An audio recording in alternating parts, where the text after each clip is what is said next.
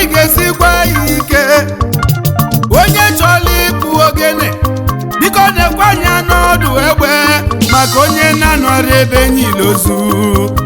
ọbịazosi n'ọba abọba onye mụtalụ nwa nwere ọnụ nkapi biko benata nwa ya ọnụ maka ife melụ nkapi na-abịa ife melụ nkapi ememe nwa yi ọ bụrụ na Chukwu gọzie gị biko ejikwa n'ụwa ma ọnụ onye bụlu dibịa na-agwọli ya ọgwụ ndị na-akụ gị si na-ajagbugo onye bụ na nkepụta n'ilo onye gbapụta dọnya vamvamvam onye gbapụta onye gbapụta ibudu nke gị pụta n'ilo Amadu Wajọ dịka ụwa na-asọta ọkwa anụ takala eze nye ka eze ji achị onye gbapụta onye mụtalụ nwa nwere ọnụ nkapi biko benata nwa ya ọnụ maka ife melụ nkapi na-abịa onye gbapụta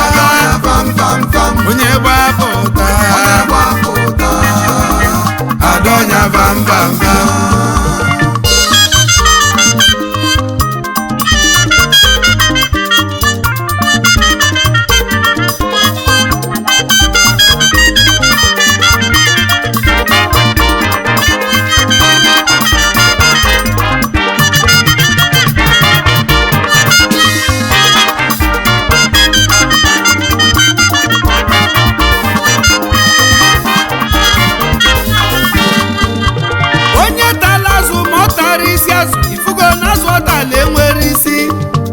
onye fụ onye kalili akwelu maka na o nwelu ndị ka onye na-amara onye kalili anwụla anwụ onye gbapụta dọnya vamvamvam ego oyibo na-esi obi ike maka eji nne gị nwelu m ọnụ ọ bụ na ị nwelu 20 million naira o nwelu ndị nwelu 50 o nwelu ndị nweli ya na bilibili o nwelu ndị nweli ya na bilibili onye mụta nwa nwere ọnụ nkapi biko benata nwa ya ọnụ maka ife melụ nkapi na-abịa ife melụ nkapi ememe nwa onye gbapụta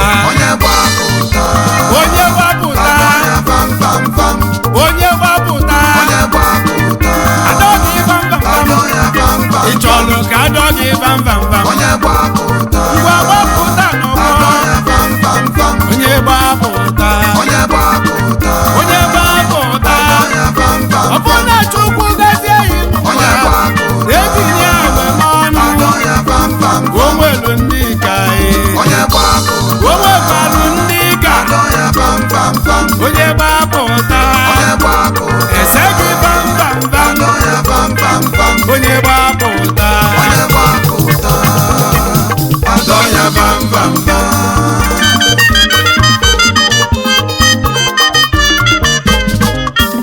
onye eze nwa m obi ka njọ ka ịbịa ka nje kene bụ a na-agba anyanwụ a na-achụba Chiedozie Ogbuji obele nwa na-aya eze obele nwa na-aya Okochi eze n'Ọkịja ọ na-eme ịnyanga kenelu m lọlọ gị lọlọ Rita na Juba ugegbesi mba luodogwu aka ugegbesi mba lu nwa na-aya eze ezinne m lọlmubili lọlọ nwa na-aya eze ebe a na-agbanye nwụ ezinne m lụ Joya na Juba obele nwa na-aya eze enne m lụ Izuchukwu Wisdom enne m lụ Chinenye Victoria nwa na-aya eze ezi nwa Raymond na Juba ezi nwa nwere ikwu n'Ọkịja ebe a na-agbanye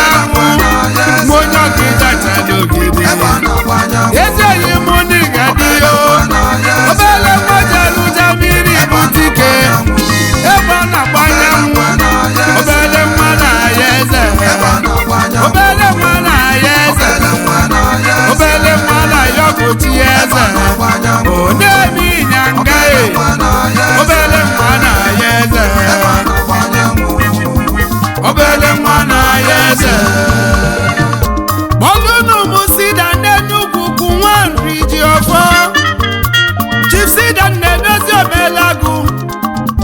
dibịa na South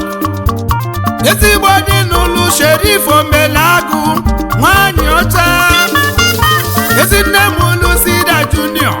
ezinne m ụlụ Gabriel nwa bụ eze Omelagụ Sida ndị nnukwu kwunu m nri onye aka Chukwu dị narụ anya na-ene gị Sida anya na-ene ndị ilo gị fa gbapụta anya dọfa bam onye nnukwu kwu oyi mbe Sida nne ezi nwa Omelagụ onye nnukwu kwunu m Sida ezi oyi onwere onye ma na ọ ga-eme onwere onye ma na ị ga-ebute ike ezi nwa Kofi Omelagụ ezi nwa iti ya tamonye obere nwa jelu South Africa ego were isi owebule ego oyibo owebule ike wenata na mmapụta ụwa ọzọ na mma amasị na n'Enugwu ife dịka nkekọ na m onye dịka nkekọ na m onye ka nwanne m onye Enugwu bụ n'ụmụ nri ga nnabọ Sida nne edozie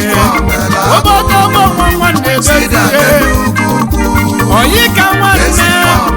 Sida na South odogwu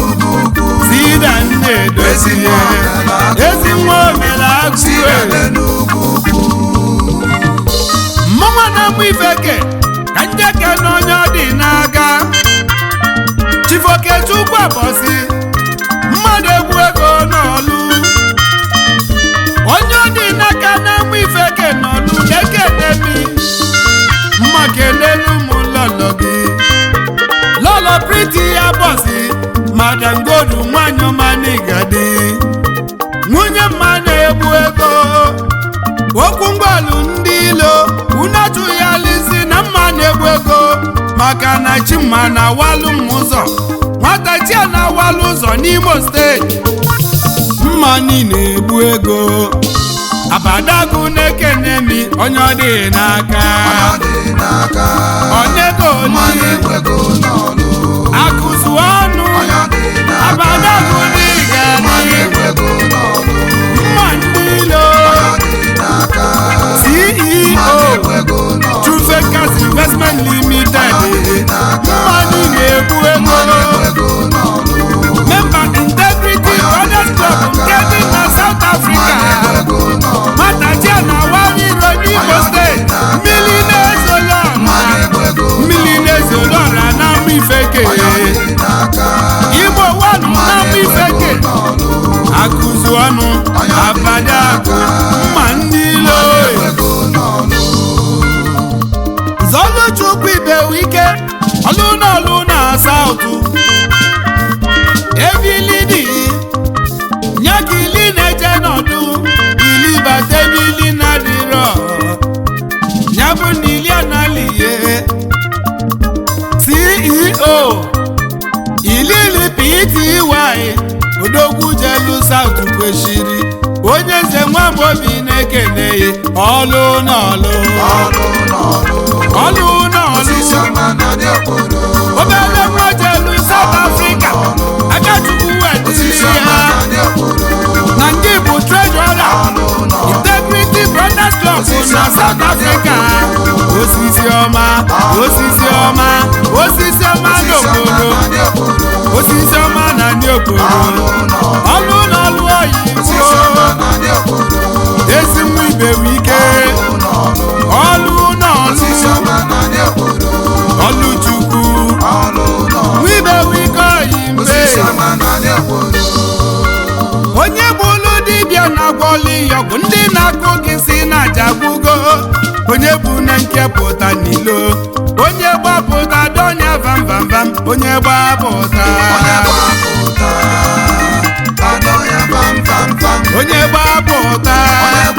ibụlụ nke dịpụta n'ilo Amadu Wajọ dịka ụwa na-asụta ọkpanụ tagaleze nyakeze dị achị onye gbapụta onye mụtalụ nwa nwere ọnụ gabi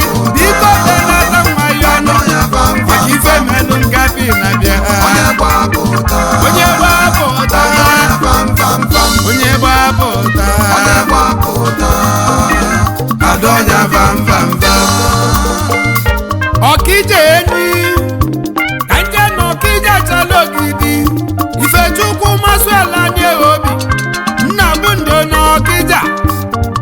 nna bụ ndo kenelu ụmụ lọlọ gị Chidimma Precious anye obi mgbolu mma nwanyị ma obi dị ya ọmụmma nwanyị bili CEO Jasiba na South Africa eze ọmọgọ ndị melọgọ na Ọkija erika oke osisi ụmụnnụnụ ji echelu ndụ onye Ọkija nwanne m nna bụ ndụ ntụtụ mmiri na Ọkija nna bụ ndụ CEO Jasiba na South Africa eze ọmọgọ oke osisi ụmụnnụnụ ji echelu ndụ nna bụ ndụ avenue n'ụba Ọkija ezi nwa Madam Selina Nyerobi Madam Godu nwanyị mma onye Ọkija chala ogidi nna bụ ndụ ezi oyi nna bụ ndụ n'Ọkija eze ọmọgọ Jasiba na South Africa nna bụ ndụ na South Ifeanyi Anyika oke mmiri na-ebu ogwe oke mmiri niile ebu ogwe ma onye ụgbọeze n'ihe ala n'Igadi onye nwere ọkọ nye mele onye nwere uche mgbasa olotela ọkwụ ụgwọ ọgọ ezi nwanyị ka nwa na ya ede na Ọkija na-ekeneghị ọ sị mụ keneghị na ọga imelu ya na onye ili nwanne ya na omume oke mmiri niile bụ ogwe nwana ya eze na-ekeneghị oke mmiri ezi nwanyị ka onye ụgbọeze n'ihe ala oke mmiri niile bụ ogwe ọkọ nọ na Juba Chiedozie Okwu nyesi mụ keneghị ebe ọ na-agbanye mụ nyesi mụ kene oke mmiri onye ụgbọeze n'ihe ala oke mmiri niile bụ ogwe n'ihe ala Chief Chukwuemeka Nwabugwu eze ndị Igbo na Germany osila ọra na-ekendemi fada odogwu nwana ya eze na-ekeneghị eze ndị Igbo na Germany eze ndị Igbo eze osila ọra n'Igadi fada odogwu obele nwa na ya eze onye Ọkija na-ekeneghị fada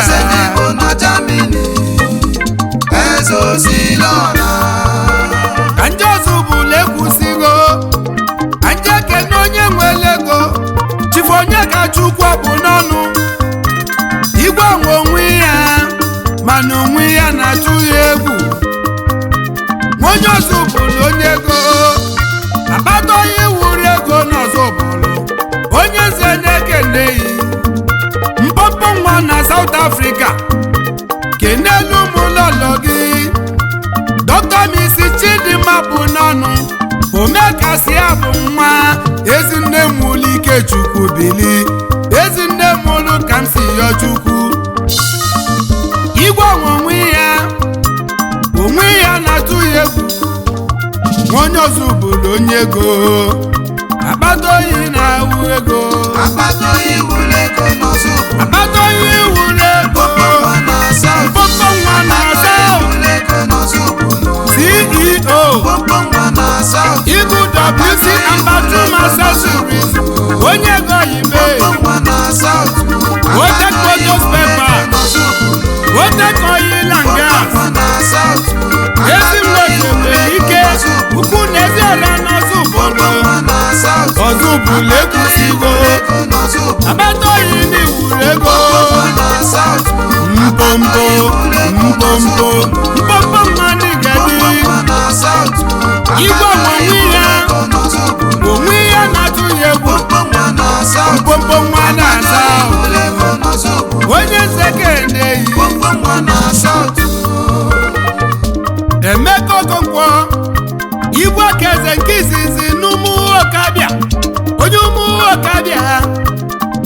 kenelu m lọlọ gị Dr. Mrs. Chisom Okonkwo Osodieme nwanyị ọma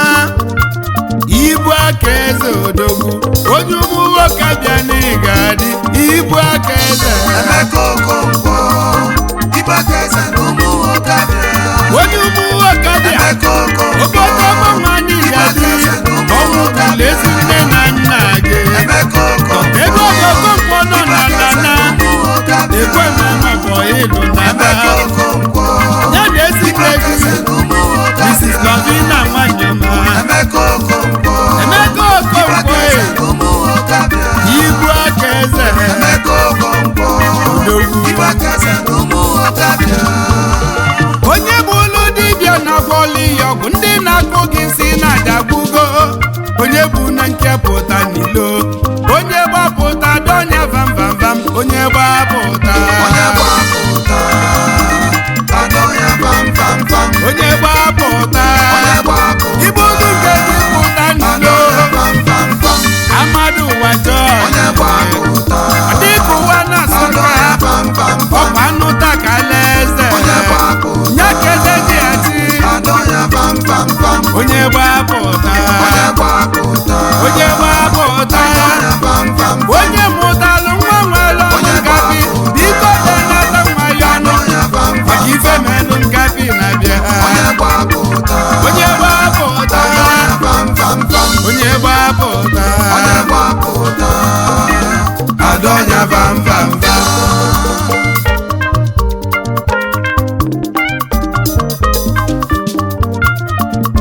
ka nje na Anịọba dị n'ide mmiri ka nje kene onye bọchị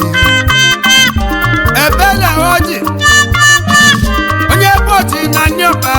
ụzọchukwu walụ na Anịọba enelu m lọlọ gị Miriam na Amalachukwu ọjị Miriam Godu nwanyị ọma obi dị ya nwanyị ọma n'Igadi onye bọchị abịa obere nwanne m ifego ezi nna m olu fego n'ile Chukwu ọbịa ga-eli akụ ọjị ezi nna m olu ogbefi Chinyere na Emmanuel Junior onye bọchị na Anịọba CEO the Port Club and Lodging Accommodation Global Limited egbeji agboko na Kragada onye bọchị na Anịọba obele nwa na-eme ifego oji transfama eme ọbara obele nwa na-eme ifego ebele bọchị onye ọba ka nje bụ Mbaise ka nke n'oyili dike ihe jiri kachi gozi oyi gọvanọ oyi moni n'Eshia ọgbụgbụrụ abọ Mbaise ka isi eje oyi kenelu mapụ n'anwụ dibịa n'oge ihe jiri ka Osodiemaka na New York abụ na nwoyili dike oyili dike oyime nke n'ezi na mụlodogwu akọlọsi ihe jiri ka osisi bọọlụ nkọtụ n'anya ọdịda si na mọni ka ihe jiri ka nne m ụlọ yili dike oyile oyibo CEO White Industry Energy Links Oil and Gas Energy Links Collect Services onye Mbaise oyibo White Industry Real Estate Nigeria USA Energy Link Oil Services Limited Oil Money Malaysia ebe ka ndị isi nweke obodo money gari na White na Kuala Lumpur onye ọcha ka onye oji former acting chairman Nebubego Prayer Club Odogwu treasurer Nebubego isi m kenye obi nwanne dị na Malaysian branch president Elegan Brothers Club onye Koyimbe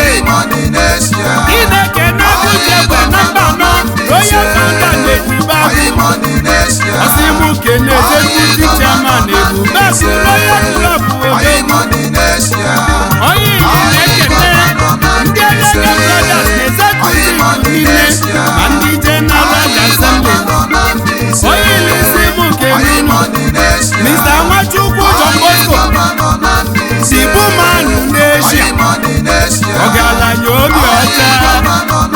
onye ilide kwupụlugobu onye ilide onye ilide ike ọzọ Wilfred Okennume Ogbuefi obodo Ekwelugo Chairman Chief Executive Officer Willie Mark Nigeria Limited n'Ọgbọmọsho onye olo n'Igade onye olo ị na-adego vam onye olo Ogbuefi obodo Ekwelugo Willie Mark Ogbuefi obodo Ekwelugo Odogwu n'Ọgbọmọsho obodo nwa n'Igade Ogbuefi obodo Ekwelugo onye olo jide ofu onye na-eme ọgbọ Ogbuefi obodo Ekwelugo onye obodo Ekwelugo Odogwu obodo Ekwelugo obodo Ekwelugo obodo Ekwelugo onye olo jide ebube Willie Mark onye ego ị na-ada ego ofu onye olo jide ebube ezi oyiwe anti ya obodo Ọsụ na-emesi isi ike Ọsụ belu mba obodo ego Igbo fụlụfa n'anya Ifeanyi Obi akụ na-atakasị nke izizi n'Ọsụ onye Ọsụ ji eme ọnụ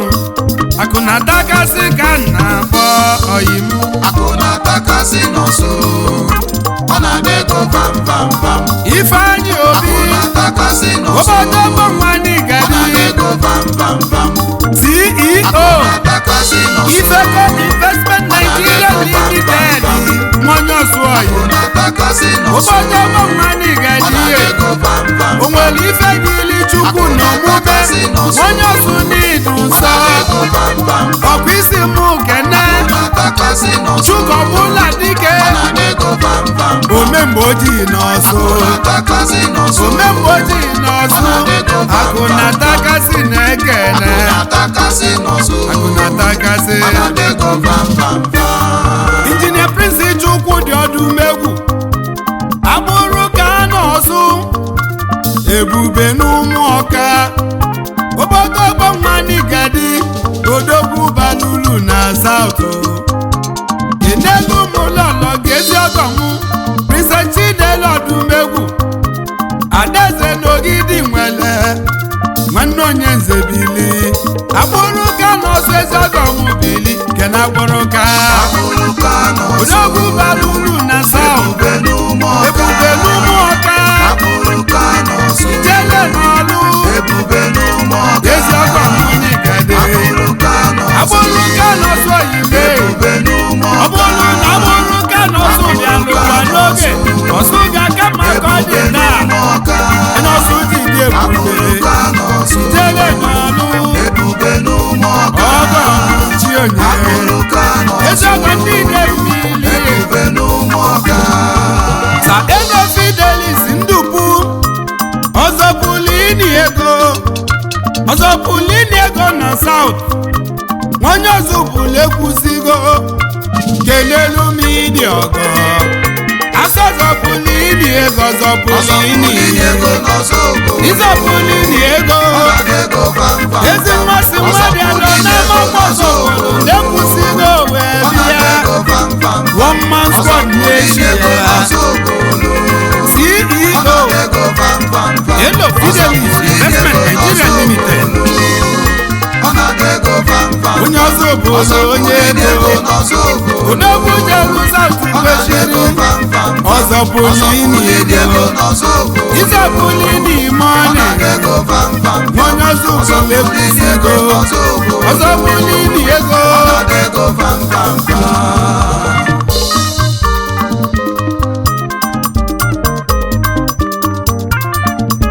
oyima mbọ ị nọ na mba nye ka nna gba oyi m oyi ma mgbe oyi nọ na mba na anya bụ ezi oyi m dada ka nje na anya uli ka nkene nkenke enyi Chifemeka Mbanazo nkenke enyi Brazil ezi nwa Janet Mbanazo nne m ụlọ ọmụmụ bili nkenke enyi na pele udogwu na-emego vam vam vam kene nkenke enyi na Brazil nkenke enyi nwere obele nwa Akachukwu dị na ru Akachukwu na ọgadigide nke ndị ilo na-eme okirikiri obebe n'iru Chukwu osisa ka nkenke enyi nọdụ n'azụ ife mena onye njeba onye uli onye goibe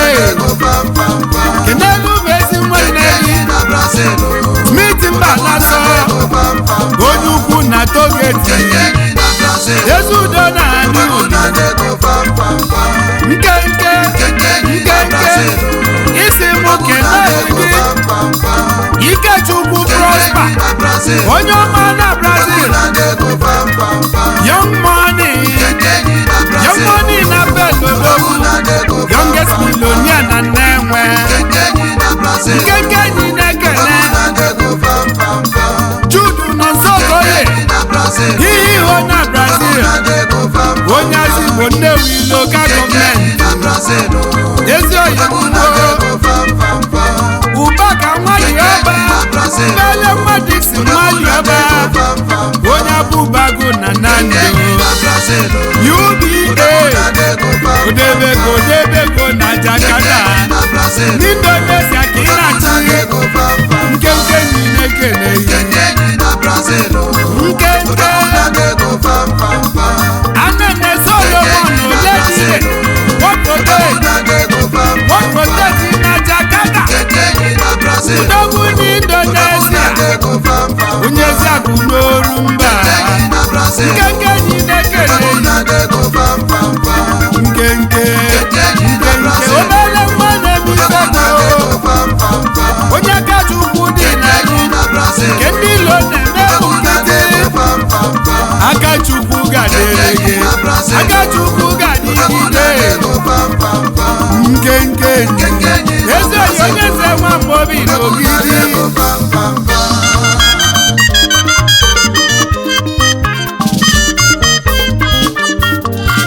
onye bụ ụlọ dibịa na-agwọli ya ọgwụ ndị na-akụ gị si na-ajagbugo onye bụ na nkepụta n'ilo onye gbapụta dọnya vam vam vam onye gbapụta